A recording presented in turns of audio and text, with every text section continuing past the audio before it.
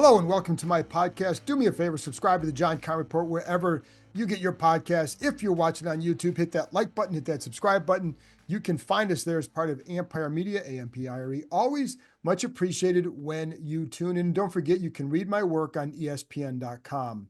Also, I will be back after the Commanders game against the Bears Sunday night with the podcast video, probably coming out Monday morning, maybe late Sunday night, depending on certain things. Anyway, so just stay tuned for that. Also, before I get into my 5 things I think, I'm going to start with just a couple injury updates, not about Jayden Daniels, because I'm going to get to that in about 30 seconds. So the first one is left tackle Brandon Coleman is out. He's in the concussion protocol.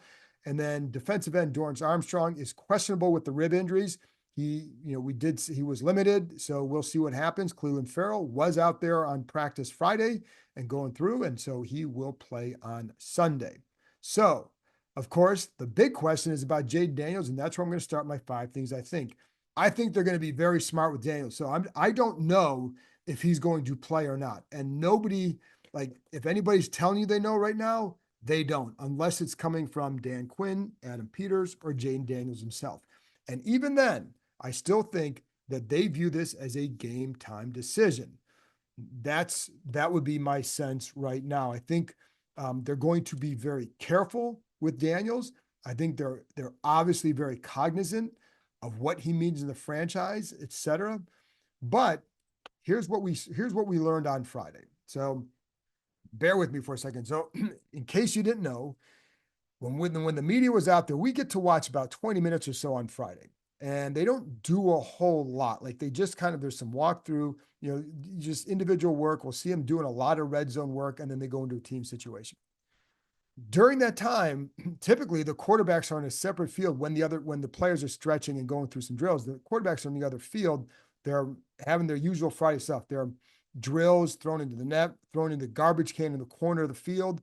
Well, this time they weren't doing any of that when we were out there. They were doing whatever they were doing was up in the practice bubble while we were down at the field watching the other players. While we are down there, we see 3 quarterbacks come down there: Driscoll, Hartman, Mariota.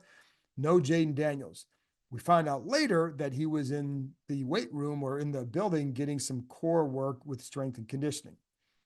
Then we learned that he was out there later during practice. So the question then is, what can he do and how does he react to going through some of these workouts over a few days? It's not like he was sedentary in the last few days. He just didn't practice, but certainly he was doing some things. So how does his body respond? How did the ribs feel on Saturday after going through this? They did test him on the suddenness. They did test him with some blitzes because you've got to see how his movements are and then how he's throwing. So they put him through a series of tests to make sure to see where he's at. And so Daniels told us he felt good. He, of course, wants to play on Sunday. Of course he does. But he knows it's up to other people. So what I will say here is you can trust what this group, I think, will do. There have been times in the past where it was hard to trust the situation. And I'll go back to RG3 in 2012. So if you remember the infamous Seattle game, and even before then, there was to me, kind of a broken trust between the Shanahans and Griffin and maybe some of the other coaches too. And I think it really played out in that Seattle game. Now, during that game, and I don't want to go through all this stuff but just the reason I'm pointing this out is to say this is a different situation. And this is why I think trust is important and that there aren't any other factors at play here. It's simply about, can he play or not? And back in that game, I remember talking to some of the coaches later, and one of the problems that they had during the Seattle game was, first of all, the trainer, Dr. Andrews said he could play, Robert said he could play. And one of the factors, though, was they knew that if they took him out when they were winning, that they feared what this would do to the relationship and what it going forward. So there were always other things at play when that situation was here. So you don't have that stuff here. It's not like that. Jayden Daniels is nothing like Robert Griffin III. And this staff is nothing like anything else. So it's not, if for those who are worried about that, put that aside, because to me, there's I think you heard Dan Quinn talk the other day about the line of communication between the trainers and the coaching staff and Jayden Daniels, but I also think there's a trust. I think Jayden Daniels trusts that they have his best interests at heart. And I think the coaching staff trusts what Daniels can do and say, what he says on how he's feeling.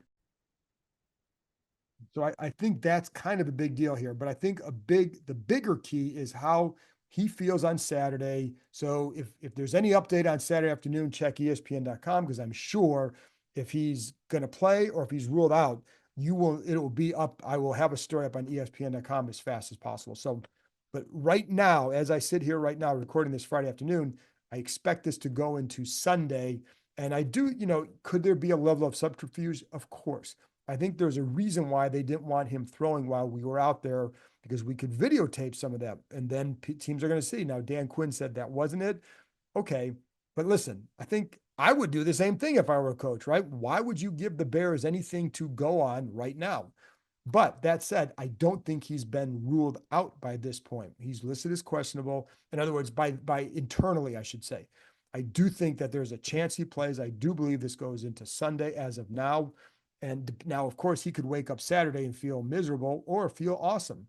That would change the equation by the time you hear this. But I think that's what I would anticipate. So, yes, some subterfuge. This is not all that. Because keep in mind, well, yeah, you want to make the Bears will prepare for this offense, and this offense isn't going to change a whole lot.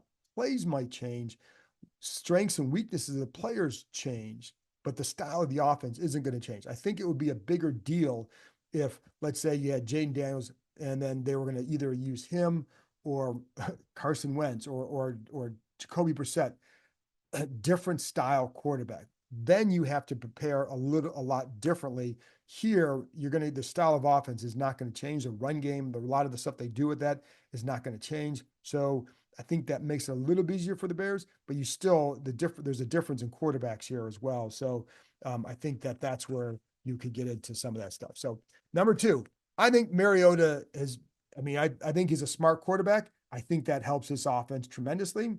And I think this team has a lot of confidence in him, but also in themselves. This game to me is really big. If Daniels doesn't play, if I'm a coach, if I'm Dan Quinn, I'm selling the possibility like, hey, you guys are more than one guy. Like, as important and as good as Jayden Daniels is, you have a chance to show that it's not just about him. Like, there's something deeper and bigger going on here than just Jayden Daniels.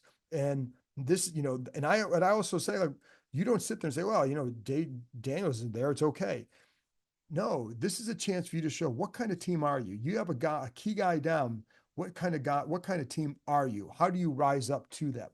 I think they rise up pretty well. I think this is a pretty close team. I think it's a pretty strong-minded team.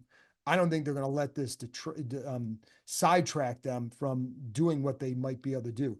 And I also think there's a confidence in Mariota. And Bobby Wagner even said the other day, like, some of the stuff that we saw, he's like, hey, we've been seeing that in practice all the time. Now in the summertime, didn't quite see it like that. But I think they have faith in him. And he is a smart quarterback. I was talking to one player about this, and his comment was that this is where the part of the game that's hard to always know. But he said that, Mariota does a really good job of getting them into the right play. That's vital. That's about managing the position. And yes, that is important. The term game manager, every quarterback should be a game manager. It's always been kind of a ridiculous thing to me, because if you can't manage the game as a quarterback, you shouldn't be playing the position. But that's one thing that they like about Mariota, is the ability to get them in and out, or into a good play or out of a bad play. And listen, when Peyton Manning was at the end of his career, I'm not comparing the two. I'm just saying the importance of that. When you'd watch the Broncos with Manning at the end of his career, he could not throw very well, but he could manage the game. And that alone made him an effective quarterback.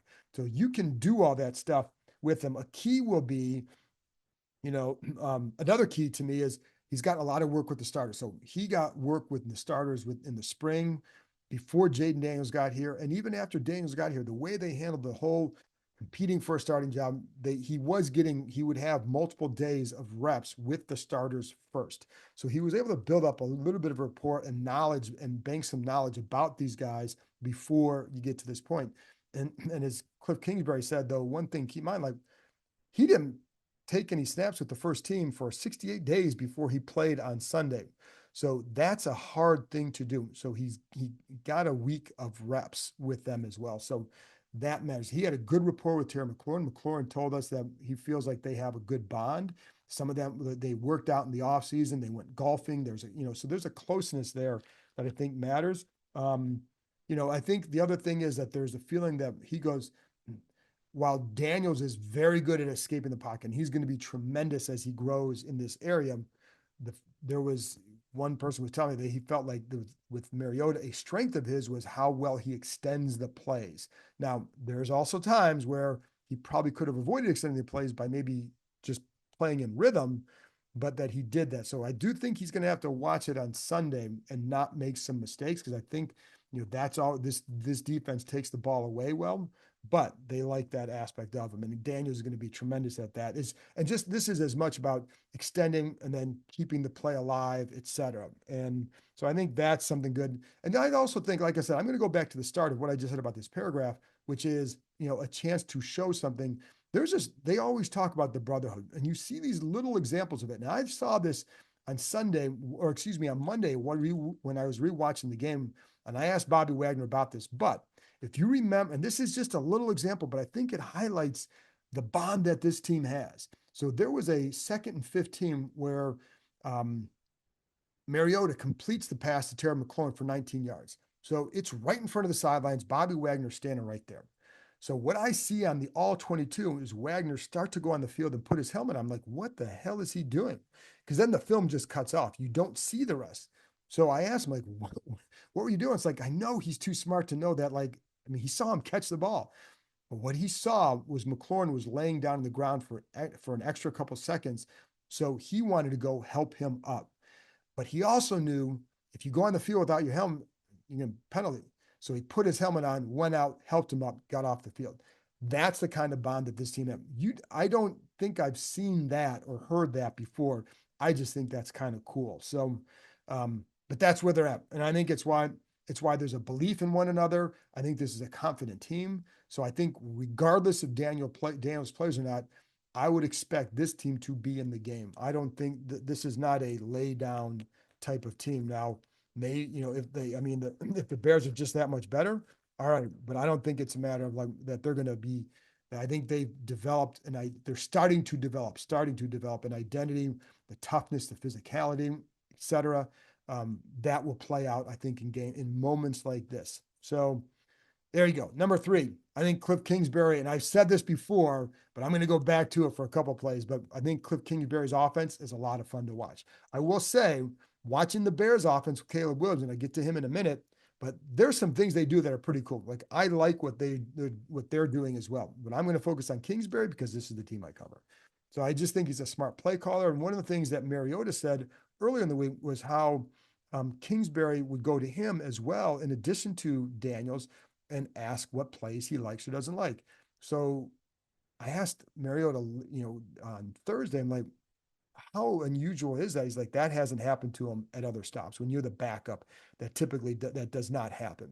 But I think it just speaks to the detail, and it was very good that he did that because it mattered on Sunday. But I think it just also keeps guys sharp, but it really gives a play caller a better sense in case something happens, which it did. So I think that's good.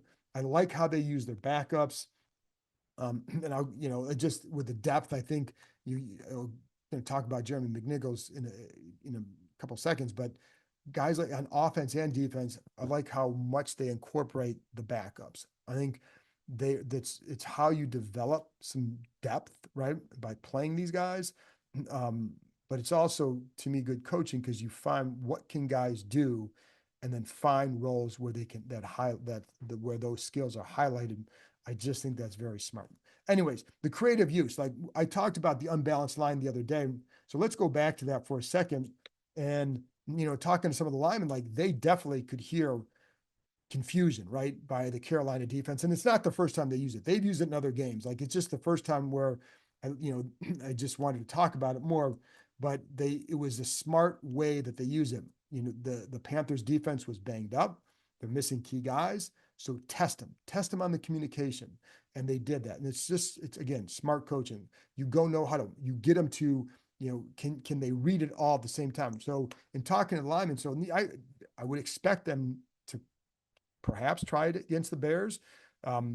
But the key is if you get it to them in a no huddle situation or hurry up situation, do they recognize it and do they all recognize it? Because if they don't all recognize it, the defense, you may get there's some techniques that teams would play or they would call like establishing a new center. So for example, if Wiley is lined up as a tight end on the left side next to Sunday would be Cornelius Lucas, well, the teams would identify the new center, quote unquote, as Nick Allegretti, the left guard. Well, some teams may identify it that way, or excuse me, some players, but what if all the players in the line don't get it? That's when problems start to occur. And that's what happened against the Panthers for sure. So that's one thing. But again, it's just a test. Do they all get it? Because if they don't, you get a big gap to cut back. And that's what happened. I think that's something to watch for on Sunday. You also have bigger guys blocking down. You have quick guys pulling as a tight end. The tight end's another key here. Their tight ends are good blockers. And I think without that, I think it'd be harder to do that. But because they are, teams have to honor that as well. Another alignment that I like is when you'll have Jayden Daniels, the quarterback, in shotgun formation, and to the left or to the right, you'll have two backs. And basically in an I formation, just not in the traditional I, but they'll be next to the quarterback. You have Eckler in front and McNichols in the back. Eckler told me that's one of his favorite plays or favorite alignments because of the opportunities that it presents and the confusion it can cause for a defense. So he said he's never run that before because I even asked, like, is that like, you can't call it an I formation necessarily because it's not the traditional I. It's certainly not an offset I, even though it's an I that's offset, right? And so it's just kind of funny. He said he's never used that before, but he said that one of the things Kingsbury is really good at is he'll show them these concepts and then he'll show them clips of what they're trying to do with it, what they're trying to get. So it gives them a deeper understanding as a player about what you're trying to do on this play. What's the purpose of it? What's the why? Because a lot of times players are like, why is this going on? Why are we doing this? Anyways, in this one, you get basically triple reads. So you could have, and for a defense, it makes it difficult. You could motion a guy out. You could send him out on a flare. You could do a lot of things, but it could be a run, it could be a pass, it could be a quarterback keeper off of this. We've seen it all. So that's part of the beauty of that play. And it's also like when they'll have the split, almost like a split backfield with two backs split this time, one on either side of the quarterback. And the Bears will do some of this too, but I love that because you can get some good play action off that. And it's funny, if any of my former flag football players are listening, I used to run that in flag football. Very, very flag football-ish concept, but it fooled the hell out of the defense. And we would open the games up that, and it would score more often than not. And then you start to run action off that, which is what I loved. And you see this here, you could see, there's some screens that you can run off that for sure. And it's actually what they scored on, excuse me, but they can get some screens off that or some fake, whatever. So it's an effective play. Anyways, that little, whatever you want to call it, the eye that's offset or next to the quarterback is a play that Eckler really likes. And I think along with that, like the unbalanced stuff, and that's becoming maybe, I know some other teams do this, but it's also, I think when you have that, you have players that build confidence in the play caller because the stuff is working and because it's fun. And I think it provides energy in the room as well. So, and I also said that I like that they use McNichols because the guy earned playing time and they're giving it to him. A lot of times teams would not do that. They would just stick with Eckler and Robinson because that's traditional one. This staff doesn't always think traditional, and I think that's a fun thing. And I think it's both sides of the ball.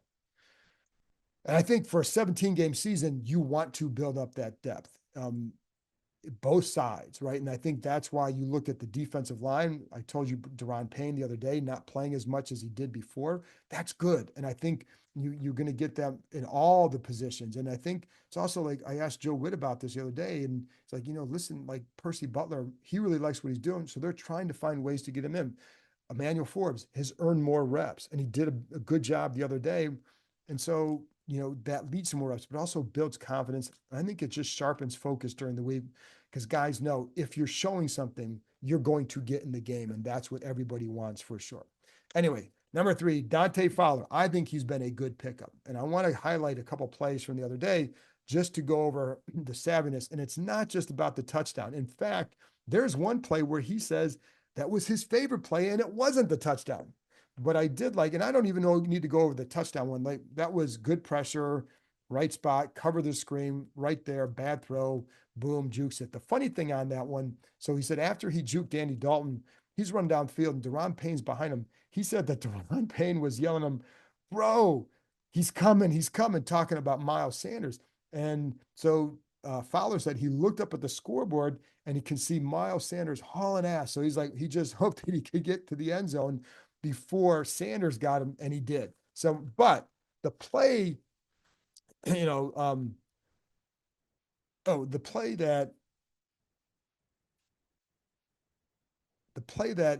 that he really liked. There were a few that he made some big plays. The play he really liked was the 4th-and-1 stop because it highlighted a couple of things. It speaks to, I think, the intelligence of the player and then the quickness, and it's just a big stop. So on the play, he sees one of the linemen looking down hard, like looking hard over to where he's going to go.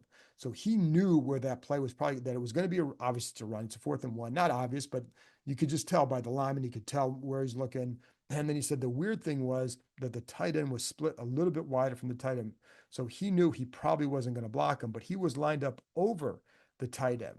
So if you remember, so because of this, because he reads this, Fowler, right, he waits the right time, right before the snap, boom, he goes, shoots through that. Shoots inside the tight end. He scoots inside, shoots inside, and then makes the stop. But that was a very heads up, savvy veteran play. And that's why I think he liked it so much. So there you go. And then the last one we got here, the Bears are a good team. I think the Bears are good. How's that? But I think this is a really good chance for Washington to show just how strong a team they are as well. So let's take, it's funny because they're kind of similar.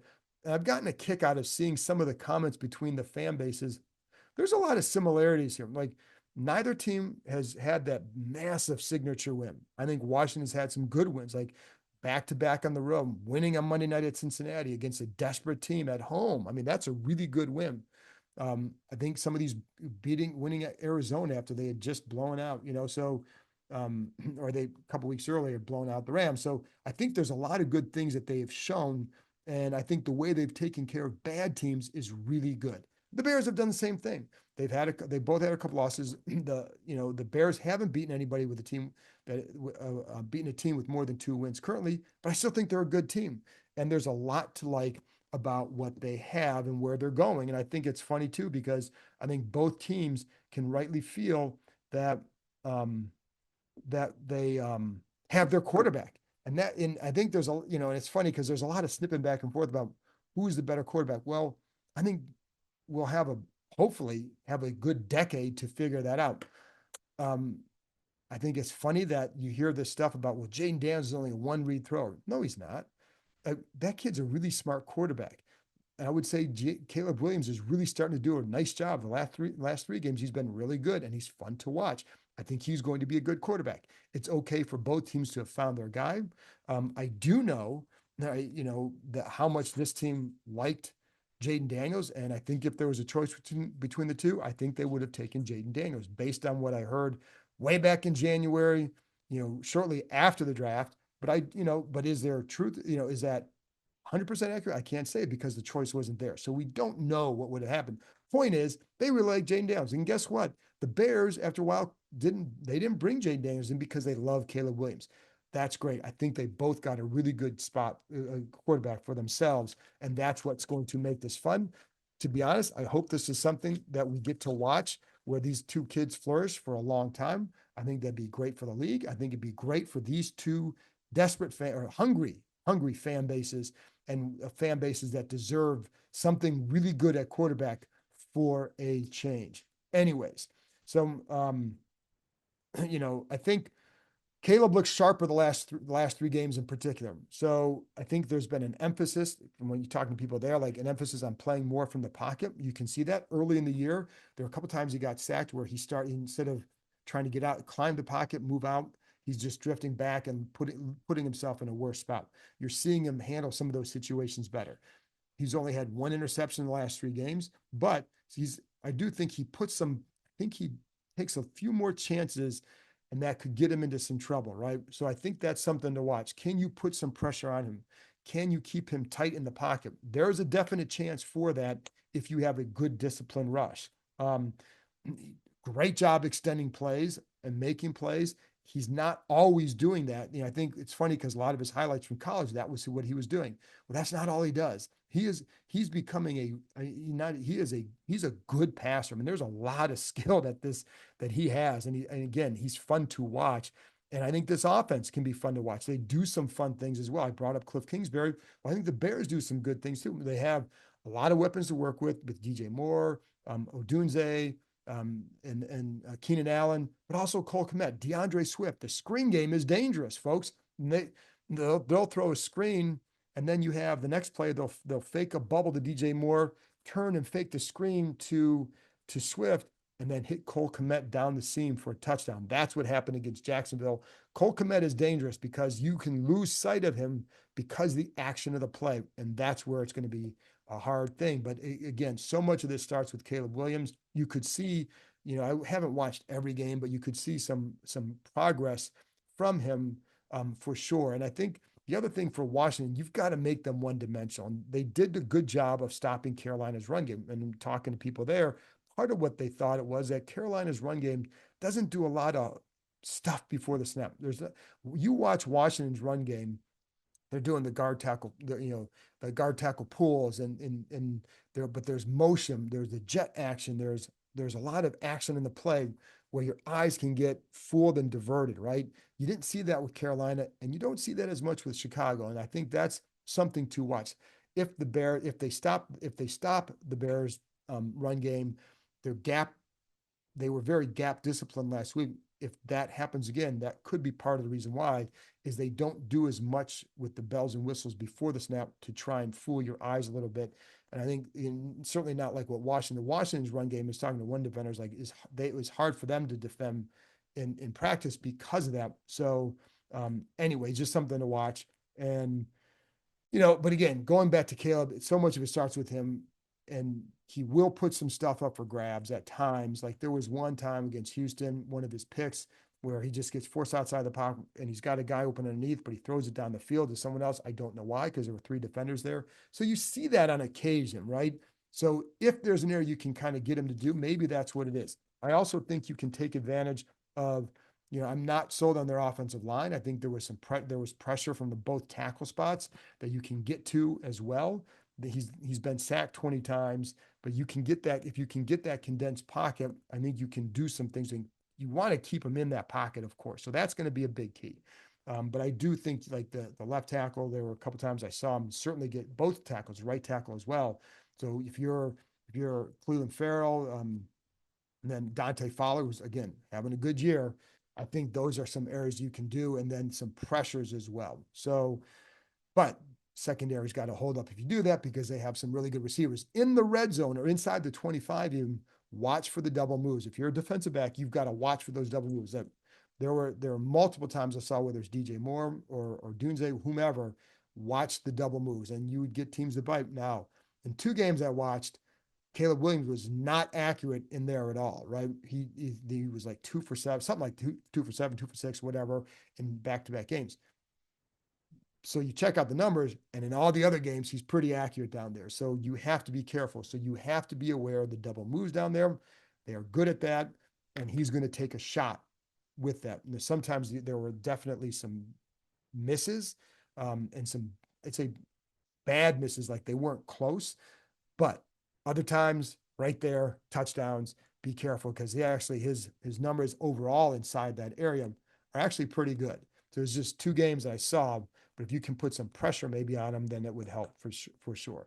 But again, I like him. I think he's doing it. I think he's improving, certainly for sure. And I think he's going to be a pain in the ass for Washington on Sunday because there's a good talent around him. That screen game, man, you've got to watch it because that's something they do very well. On the other side of the ball, oh, by the way, they do, like I said, they do some creative things with the running backs as well. So I just think that's going to be, and I think I already said that, but they'll do some of those two backs and all that. and they'll put Komet as a fullback sometimes in an I formation, and then get him out on some routes, get him on maybe on a choice route with a linebacker, makes it tougher on them. So they use their talent in a good way. I like what they're doing there, and I like where that's headed. On defense, um, they haven't faced a lot of good offense, so they have really good numbers on defense, and I think it's a good defense. But how good is a D? Well, to me, it's still, I think, they're going to enter a real, real buzzsaw in that division. So we'll know more at the end of the year. Right now, they're doing well against teams that don't have really good quarterbacks or good offenses. So we'll see. That's not to say they're not good. It's just to say I think there's more to learn about them for sure. But I think what you have to respect is how well they take the ball away. They will be without two defensive backs. Jaquan Brisker, liked him coming out of Penn State. Kyle Gordon, a corner. Brisker, I think, sets a good tone in that secondary. Still good players there. Jalen Johnson, a corner, really good. He's got good length, and I think teams don't challenge him all that often. One of the things he does well is he will take away take away the receivers. He's going to get you to turn to a side and take that away. The key is, well, just attack. Basically attack his feet, get him to open up, and then you got him, right? So I think that's one thing to watch. Well, how much they go after him. So, but he's more of a field corner instead of the boundary side. So, if you get your guy on the boundary, you get a better shot. So, anyways, they have some. There is good talent. Montez Sweat, you know him. He's doing what Montez Sweat does. Only has 3 sacks, but he's also set up multiple others. He's pretty much what he is, right? That's who he is. It's what he's been. You still have to account for him. He's got the strength. He knows this team well. He's went up against Andrew Wiley a number of times, of course, in practice. Watch him getting upfield, coming inside, using that power. If I'm them, Washington does a really good job of chipping the ends when there are good ends to chip. And I would expect them to do a lot of that against Montez Sweat because he is a good defensive end. And they have Edmonds in the middle on defense, a big free agent signing. And as talking to someone there, that you don't see the flash plays from him. I don't, when I'm watching some of their big runs against them, the 10+ yard runs, he's not really a factor, and you can get to him and take him out in those situations, get him to pause and get a lineman coming up on him. And I think you can get to him, just give him some of that eye candy to make him just kind of hesitate. I think that will help. Like I said, I think it's a good defense. They have Billings inside, he's a big fella, short, 6'1", about 315 or so. He can be a pain in the butt inside. But one of the things the Bears did well last year, they had another big tackle next to him. So it did a good job taking the run away inside. They don't have that same size inside. So you can run a little bit more inside on this team, I think, than you were able to do probably last year. So I think that's something to watch as well. So really good matchup. And I think it should be a fun game. Again, so much of it depends on what does Jayden Daniels do? Does he play? Do they allow him to play? I do think you can trust the decision. This is football. Guys get hurt. You don't want to see it, but it does happen. It happens with every team. But I think what you want to do is trust the decision-making process. And I think it's a good one here. If he can't go, I think if there's any doubt, I think they will sit him because they know there are a lot of games left. That impacts his game. I do believe this team will put up if Jayden Daniels doesn't play, I still think this team can win this game. And I think they'll put up a very good game. I like this Bears team. That's a hell of a division they're in. And my gosh, if they come out, whoever comes out, there's going to be really good. But, I think the Bears are going to be a fun team to watch for a while, as I think Washington is. This could be the first of many matchups between these quarterbacks and these teams over the next few years and there should be perhaps because of that, some bigger games down the road. Anyways, looking forward to it. Again, I'll be back after the game. We're wrapping up the Commanders Bears. Join me there as always. Thank you for tuning in, and I'll talk to you next time.